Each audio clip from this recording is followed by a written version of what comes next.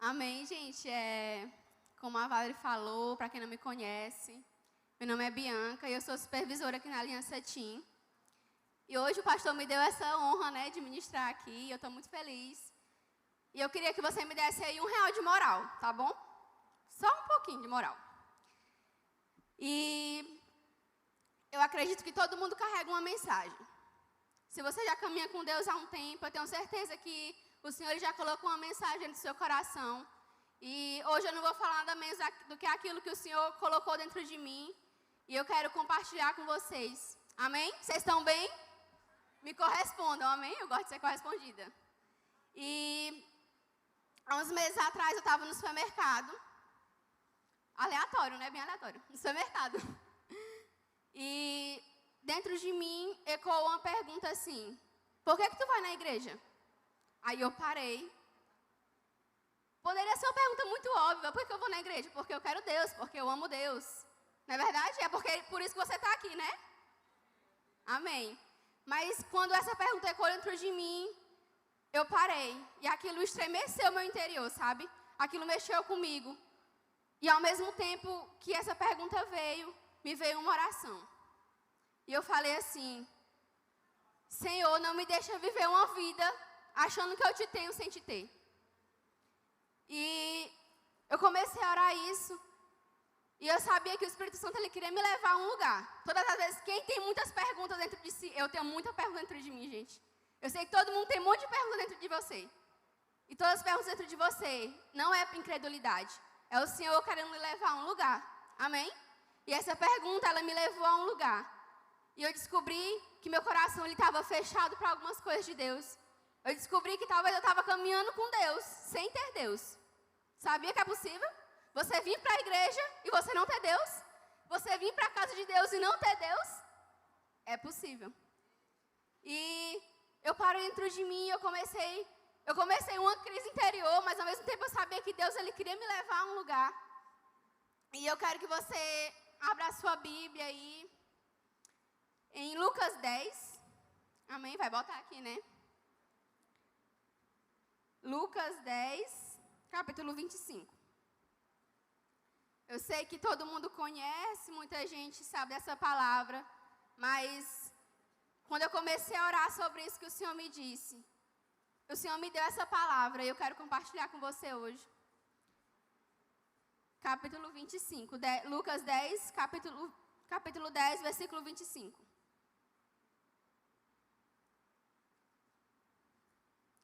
É uma parábola. E toda parábola, não sei se vocês acham interessante, mas eu acho muito interessante porque toda parábola eu vejo Deus querendo levar as pessoas a um novo entendimento. Deus ele quer levar esse cara aí dessa passagem a um novo entendimento. E fala assim: certa vez, um advogado da lei levantou-se com o propósito de submeter Jesus à prova. Ele indagou: mestre, o que eu preciso fazer para herdar a vida eterna? Ao que Jesus lhe propôs: o que está escrito na lei, como tu interpretas?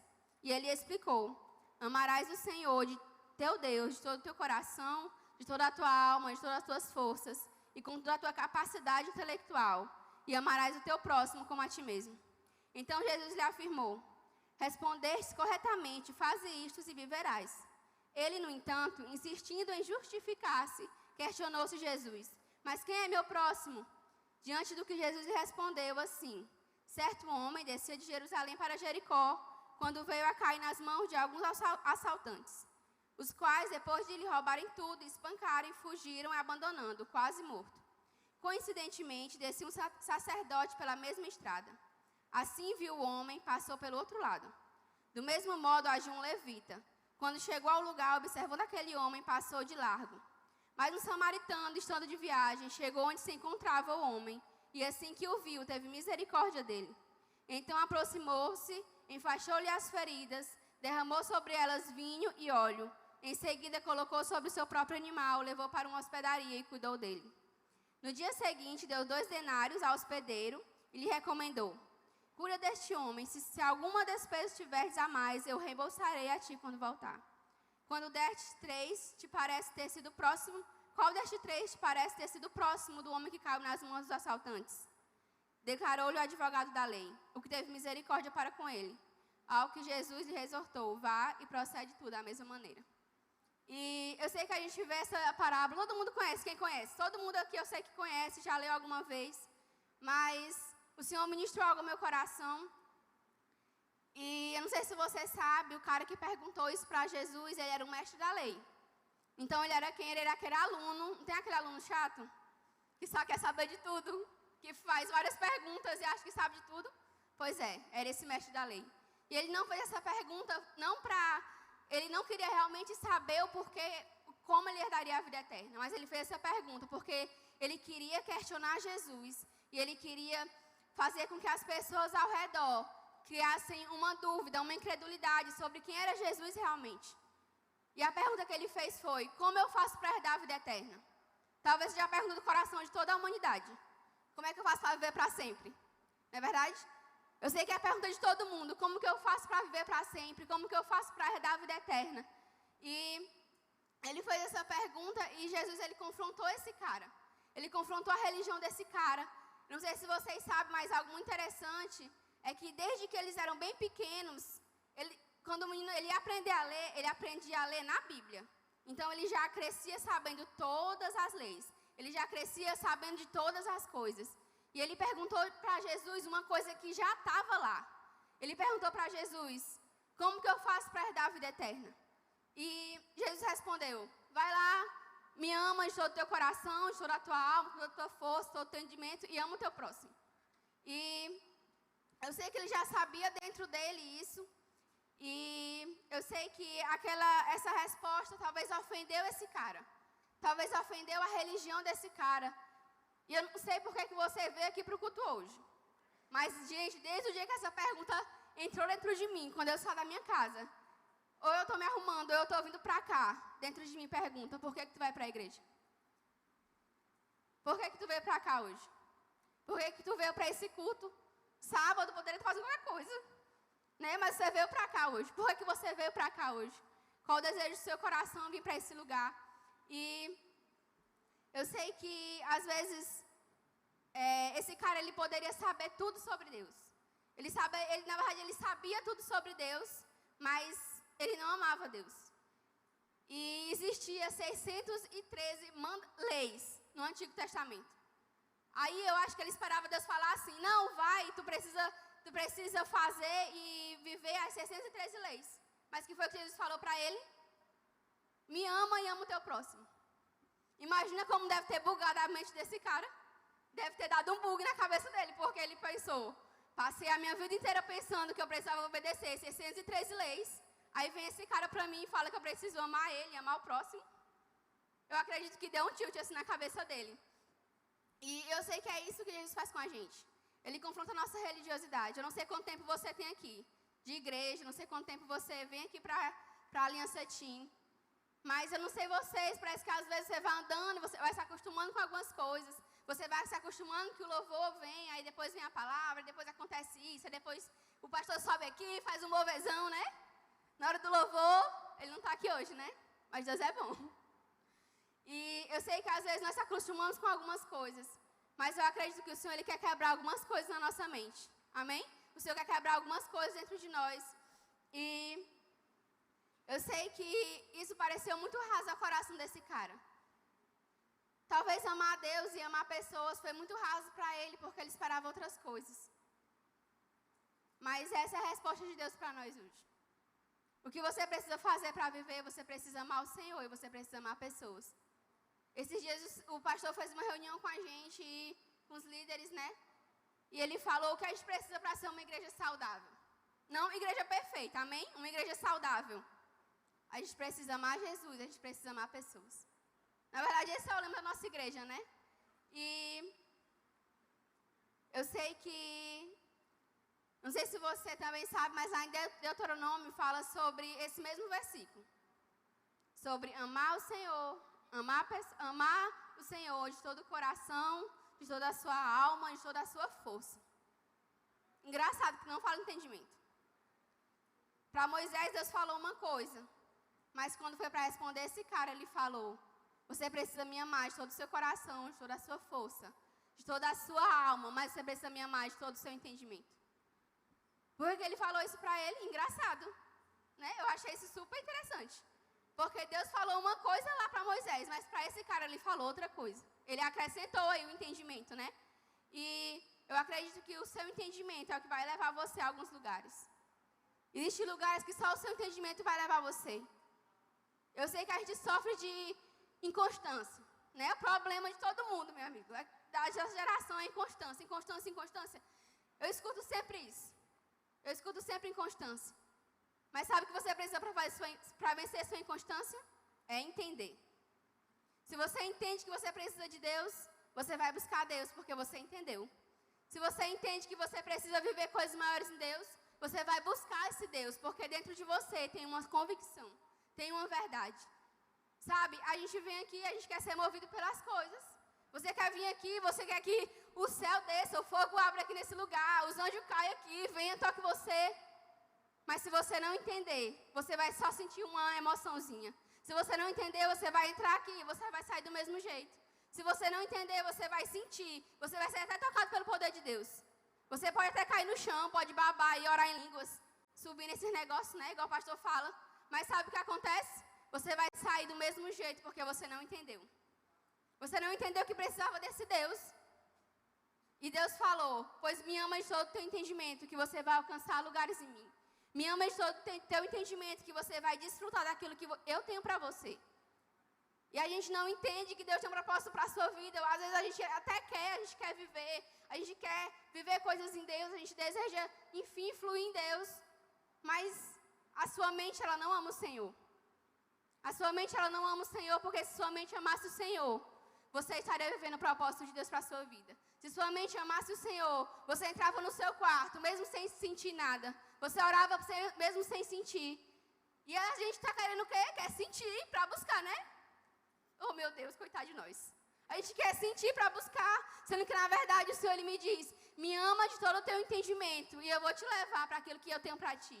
Me ama de todo o entendimento que você vai viver o propósito que eu tenho para a sua vida. A gente não entende o propósito, a gente não estabelece isso como uma verdade dentro de nós. É por isso que qualquer coisa que passar, você acredita. O que vier passando aqui, meu amigo, tu vai acreditar. Sabe por quê? Você não tem entendimento daquilo que Deus tem para você. Se você tivesse entendimento do propósito de Deus, se você tivesse entendimento daquilo que Deus quer fazer em você, você ia orar sem sentir. Você ia buscar sem sentir o arrepio. E eu acredito que o Senhor, ele quis levar esse cara a uma verdade maior. Ele podia até acreditar em algumas coisas. Esse cara, ele podia acreditar que as 613 leis que tinha lá ia fazer ele conhecer a Deus e ver Deus. Mas Deus falou algo a mais para ele. Deus falou para ele que ele precisava amar o Senhor de uma maneira genuína. E sabe o que é genuíno? É algo que é verdadeiro. Genuíno é algo verdadeiro. Eu sei que a gente vem aqui e talvez o que você ora não é verdade. Talvez o que você canta não é verdade para você. Talvez o que você sente às vezes nem seja verdade dentro de você. Mas o Senhor, ele queria levar esse cara a viver uma verdade genuína. Ele queria levar ele a viver algo verdadeiro em Deus. E porque todas essas coisas são maravilhosas, gente. Eu amo sentir a presença de Deus. Eu amo cair no chão, eu amo babar, amo orar em línguas, amo que o fogo desça também. Mas eu acredito que a gente precisa de algo a mais nesse tempo. A gente precisa de algo a mais, porque talvez você ame o Senhor com a sua alma sabe que precisa de Deus. Talvez você ame o Senhor com a sua força, e aí você às vezes vai, se esforça, quer Deus, vai para a cela, vai para o culto. Mas parece que dentro da sua mente, nada conversa com aquilo que você faz. Na sua mente, nada conversa com aquilo que você se esforça para fazer. E eu acredito que o Senhor quer nos fazer vencer isso. Amém? Quem quer vencer a mente? Eu quero vencer a minha mente. Eu quero vencer aquilo que é convicção dentro de mim, aquilo que às vezes vem como uma voz à minha cabeça. E eu acredito que é isso que nós precisamos nesse tempo. Amém? E eu quero ler algo para você que está lá em 2 Coríntios 3. 2 Coríntios 3, do 2 ao 3.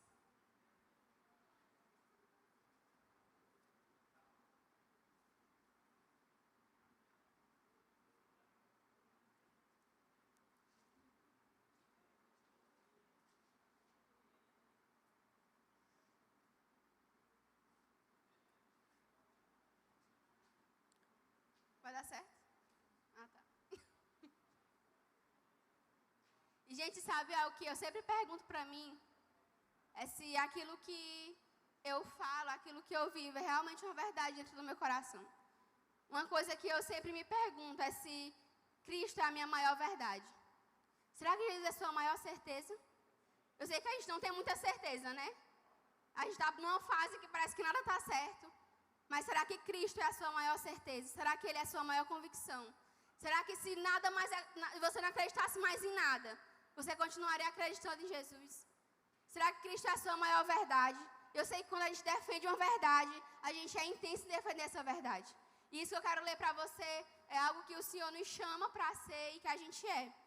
Fala assim: vós sois a nossa carta, escrita em nossos corações, conhecida e lida por todos os homens. Porque já é manifesto que vós sois a carta de Cristo, ministrada por nós e escrita não com tinta, mas com o Espírito de Deus vivo. Não em tábuas de pedra, mas em tábuas de carne de coração. Sabe o que o Senhor está nos chamando aqui? De carta viva. E de alguém que acredita, ela vai ser uma carta viva. Alguém que acredita, onde ela passar, as pessoas vão saber se aquilo que ela está falando é verdade ou não. Se aquilo que ela está falando é realmente a convicção dentro dela. E eu não sei, mas parece que a gente quer ler em tantos lugares coisas. Parece que a gente quer ler no Instagram, né? A gente quer ler coisas, a gente quer ler as pessoas por lá. A gente quer conhecer as pessoas de ver de longe. Talvez você passe por vários lugares todos os dias da sua vida. E você tem sido visto. Mas será que as pessoas têm lido aquilo que você carrega? Será que as pessoas têm lido aquilo que você acredita? Naquele tempo as pessoas elas só falavam por carta, não era? Mandava carta, né? Ia chegar lá. Hoje não, tá mais fácil. Manda só um WhatsApp, chegou na mesma hora. Mas naquela época era só por carta. E sabe o que o Senhor está falando aqui? Você é uma carta viva. Você é uma carta que as pessoas ao seu redor elas precisam ler. Você é uma carta que talvez você precisa passar, não sei por onde. Talvez pelo lugar que você passa todos os dias. Mas as pessoas precisam ler você. As pessoas precisam ler as suas verdades, aquilo que você acredita. Como que alguém vai falar para outra pessoa uma coisa que nem ela mesma acredita? Então, o que eu preciso? Eu preciso caminhar e eu preciso deixar as verdades de Deus entrar dentro de mim. Eu preciso deixar o Senhor entrar dentro de mim. E como eu falei, nós somos movidos por muitas coisas. Mas na verdade, quando eu entendo que eu sou amada por Deus. Por que eu entendo que eu sou amada por Deus? Porque o próprio Deus falou. Por que eu entendo que eu sou uma carta viva? Porque o próprio Deus falou. E a gente fica esperando alguém vir e falar: ei, tu é uma carta viva. Deus já falou que você é uma carta viva. A gente fica esperando as pessoas, o teu líder vir e falar: ei, Deus te ama, cara. O próprio Deus já disse que você é amado por Ele. Você é amado por Deus. Você é filho de Deus. Existem verdades que precisam ser estabelecidas no nosso coração. E sabe o que a gente faz? Não acredita. Fica esperando o profeta lá, não sei de onde, vir no dia que ele falar que eu sou amada por Deus, eu vou me sentir amada por Deus. Não, a gente não precisa disso. A gente só precisa deixar que as verdades de Deus, ela entre dentro de mim. Eu só preciso deixar que as verdades de Deus, ela encontrem lugar dentro do meu coração. Mas muito mais do que no meu coração, as verdades de Deus, elas precisam encontrar lugar na minha mente. Elas precisam encontrar lugar no meu entendimento. Elas precisam encontrar lugar no meu intelecto. Eu sei que a gente quer saber de muitas coisas, a gente quer viver muitas coisas, mas a gente não vive aquilo que o Senhor tem liberado, aquilo que o Senhor tem falado. E será que você pode dizer hoje para alguém do seu lado aí: ei, olha para mim. Tu pode ver Cristo aqui em mim? Quem é o corajoso? Alguém pode falar isso para uma pessoa do seu lado? Tu quer encontrar Deus? Pode olhar para mim. Eu não sei você, mas isso é muito forte. Será que você pode passar pelos lugares que você passou todos os dias e falar: ei, tu quer Jesus? Você pode olhar para mim. Tu quer conhecer Deus? Pode olhar para mim. Será que isso é uma verdade dentro de você? Porque esse é o destino e o propósito de você ser uma carta viva. Amém? E uma carta viva, ela precisa entender o porquê e o motivo dela vir e fazer as coisas que ela faz. A carta viva, ela precisa entender o motivo dela sair da sua casa, vir para cá, para esse culto, 5:30 da tarde. E esses dias o pastor até leu no culto passado, eu fiquei com aquilo dentro do meu coração. Lá em Salmo 139, todo mundo ama esse salmo, né? Salmo 139 é o salmo queridinho. Mas lá fala que todos os meus dias foram escritos em teu livro. Aí eu cheguei em casa e fiquei pensando, Deus, será que esse dia aqui de hoje, deixa eu ver que dia é hoje, dia 26 de outubro de 2019, o que estava escrito no teu livro é o que eu estou vivendo hoje? Aí eu fiquei pensando, Senhor, será que a página lá desse dia era para mim viver isso mesmo? Será que eu realmente nasci para o teu propósito? Será que algo realmente foi despertado dentro de mim para o seu propósito? E eu acredito que a gente precisa se encontrar nessa verdade. A gente precisa se encontrar na verdade que você tem um propósito. Eu nasci para algo em Deus. Eu nasci para viver coisas preciosas em Deus. E a maior das coisas que nos rouba de Deus sem perceber é a religião. Ela vem assim sorrateiramente, né? Vem, entra, tu nem percebe que ela está ali, mas quando tu pensa que não, tu está vivendo daquele jeito. Parece que tem Deus, mas não tem Deus. Vem para a igreja, parece que está fazendo as coisas de Deus, vive até experiências, sente até coisas de Deus, mas não tem Deus. Bicho, é possível tu viver com Deus sem ter Deus? É possível viver com Deus sem ter Deus. É possível tu achar que vive com Deus sem ter Deus. E o Senhor nos livre disso, amém? O Senhor nos livre dessa vida de achar que você tem Deus sem ter. Eu não quero viver achando que eu tenho um Deus só porque eu acho que eu tenho um Deus e porque eu faço as coisas de Deus. Eu quero viver com Deus achando que eu tenho um Deus porque eu vivo com Deus.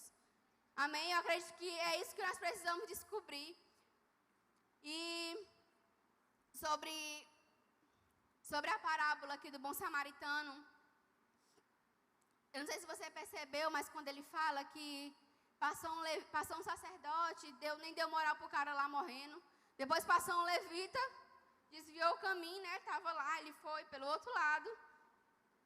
E quem eram esses caras? Quem era o sacerdote? Quem era o levita?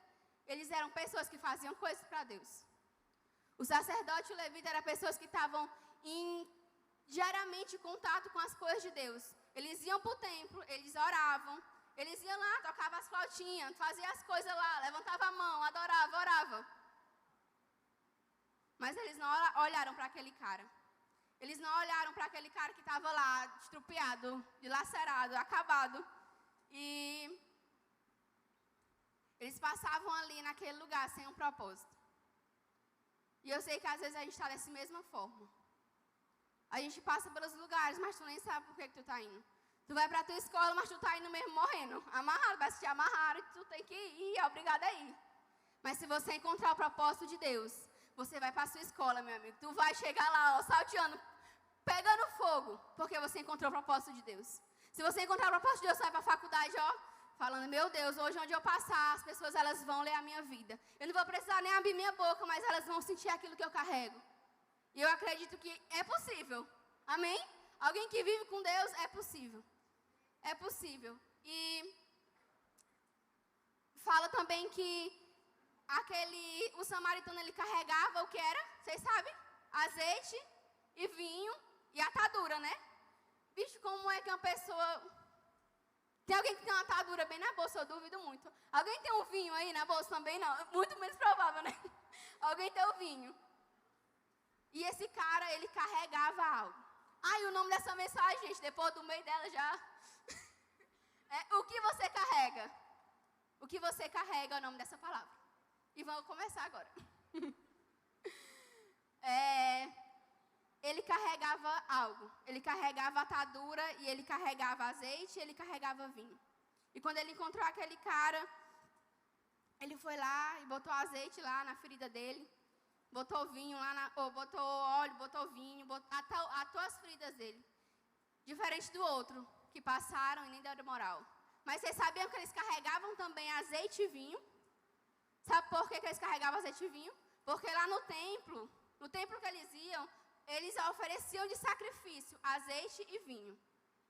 Eles ofereciam de sacrifício a Deus o azeite e o vinho. Então, eles tinham também azeite e vinho. Eles poderiam ter parado para aquele cara. Ele poderia ter parado para ele, poderia ter feito algo na ferida dele. Ele poderia ter levantado ele poderia ter dado um apoio para ele. Só que eles estavam tão cegos pela religião que eles passaram e nem perceberam. Eles estavam tão cegos por aquilo que eles iam fazer lá para Deus, que eles achavam que era um sacrifício, que eles passaram e eles nem deram moral para Ele. E eles levavam azeite e vinho para o templo. Talvez você tenha azeite e vinho dentro de você, mas você só quer usar aqui.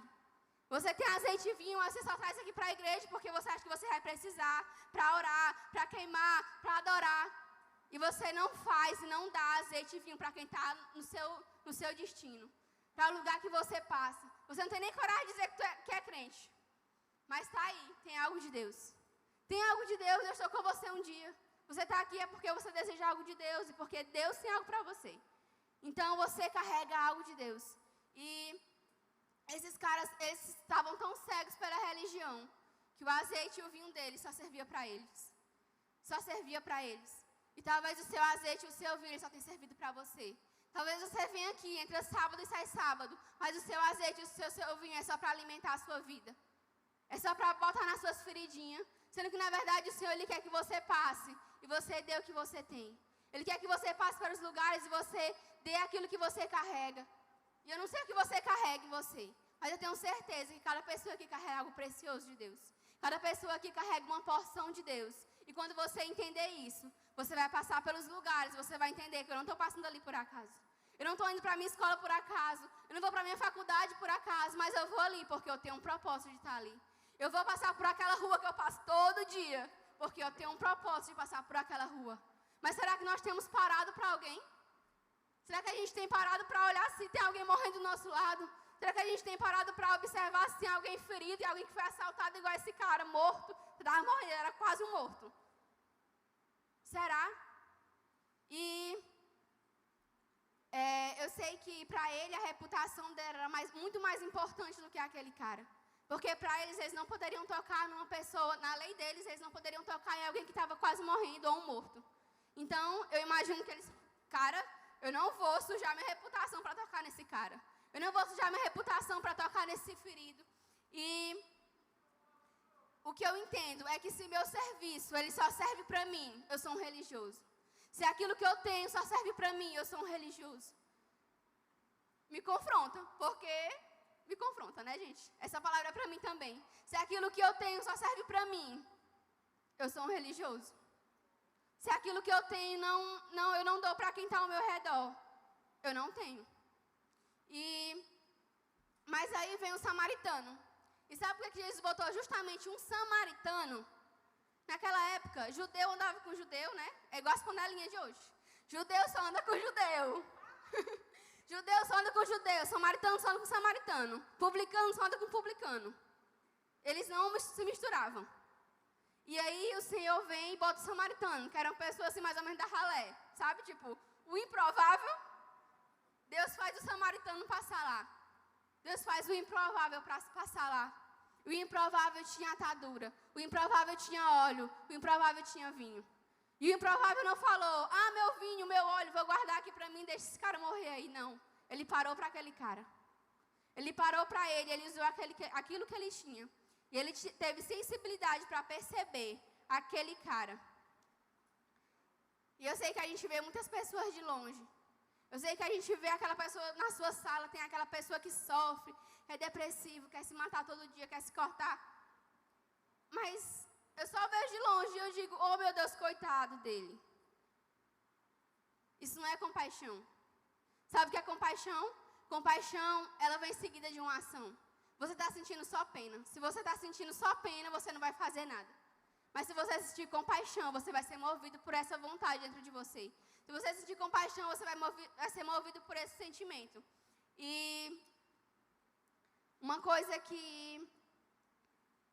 eu sei é que talvez ele chegou perto daquele cara e eu fico imaginando aquele cara chegando e vendo ele lá todo lascado, todo estrupiado. E ele percebeu ele viu ele de uma forma diferente. E ele tinha três coisas importantes: atadura, azeite e vinho. E não sei se vocês sabem, mas esses objetos aí, eles eram utilizados para também curar pessoas. Era como um remédio. E ele usou aquele vinho como fosse um antisséptico. Lavou a feridinha dele lá com vinho. E sabe quem tem vinho? Quem tem a videira. Quem tem vinho é quem tem a videira. E quem é a videira? Jesus Cristo. Você quer ter vinho? Pois tenha Jesus. Você quer produzir vinho? Pois fique colado na videira. E esse cara, ele tinha vinho e ele foi lá e ele lavou os ferimentos dele. E ele foi totalmente... Né, eu imagino assim, que estava bem lascado mesmo, porque ninguém quis parar, então ele estava bem assim, já acabado. E ele depois derramou azeite. E eu não sei se vocês sabem, né, as meninas até brincam comigo, que eu fico pesquisando coisas aleatórias no Google. Minha discípula sempre brinca comigo com isso. Mas eu sempre fico pesquisando umas coisas nada a ver. Tipo, produção do vinho, produção do, sei lá, de qualquer coisa. Aí eu fui lá e botei. Produção do azeite.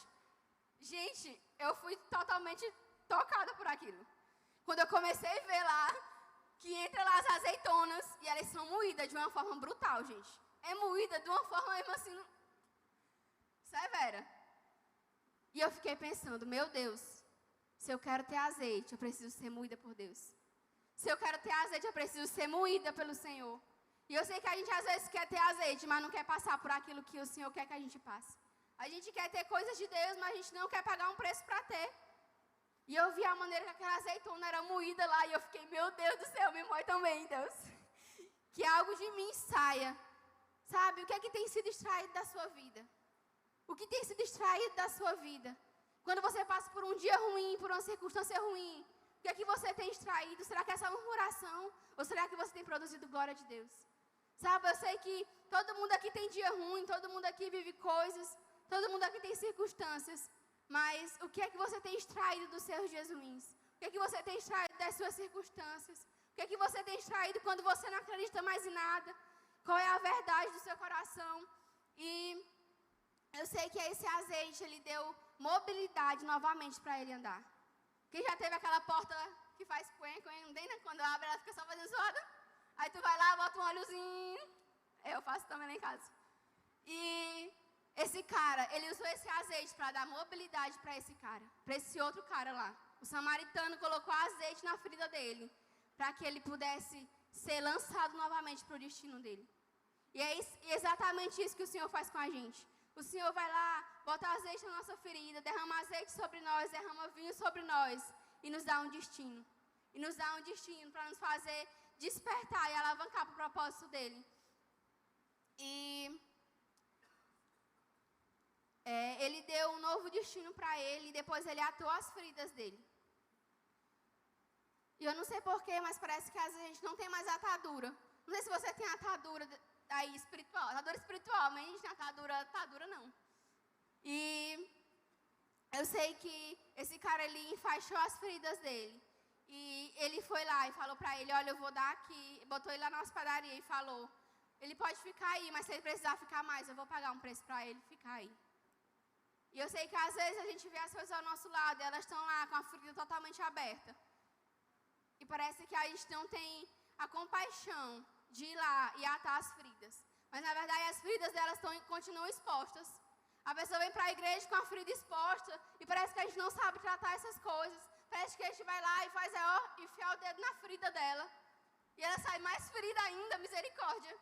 Sendo que na verdade ela precisava encontrar atadura. Ela precisava encontrar azeite, ela precisava encontrar vinho em nós. Amém? E eu não sei, talvez você também seja esse cara lascado, estrupiado hoje.